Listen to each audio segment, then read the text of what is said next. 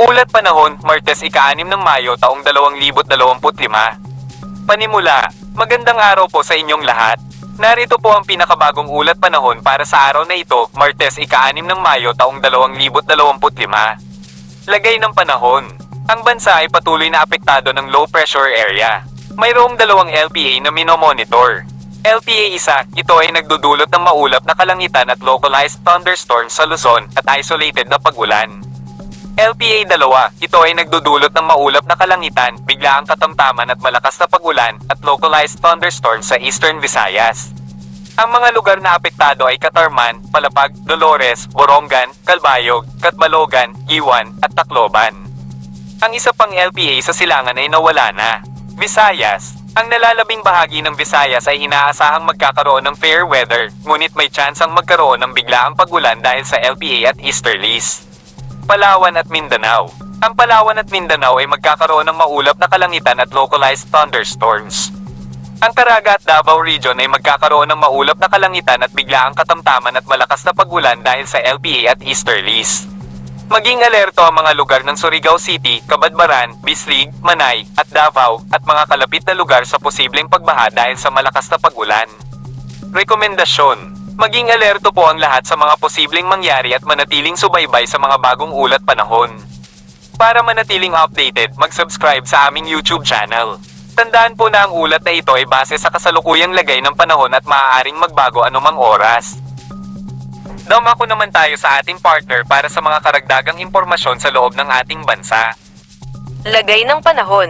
Luzon, maaliwalas hanggang maulap na may posibilidad ng kalat-kalat na pag-ulan dulot ng localized thunderstorms, lalo na sa Bicol Region. Visayas, maulan at makulag sa silangang bahagi, partikular sa Eastern Visayas, dala ng LPA. May posibilidad din ng localized thunderstorms sa ibang lugar. Ingat sa posibleng pagbaha at landslide dahil sa malakas na ulan. Mindanao, maulan at makulag sa silangang bahagi dahil sa kombinasyon ng LPA at easterlies. May posibilidad din ng localized thunderstorms sa iba pang lugar. Temperatura, Metro Manila, 26 hanggang 34. Lawag, 25 hanggang 34. Tuguegarao, 26 hanggang 37.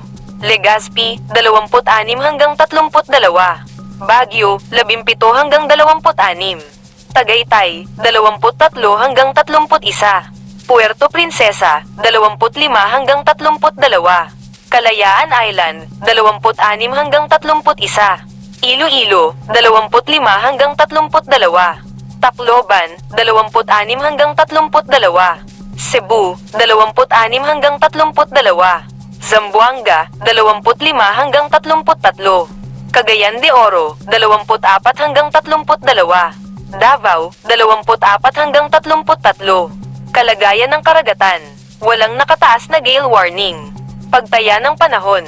Luzon, maaliwalas hanggang maulap na may localized thunderstorms, lalo na sa Bicol Region.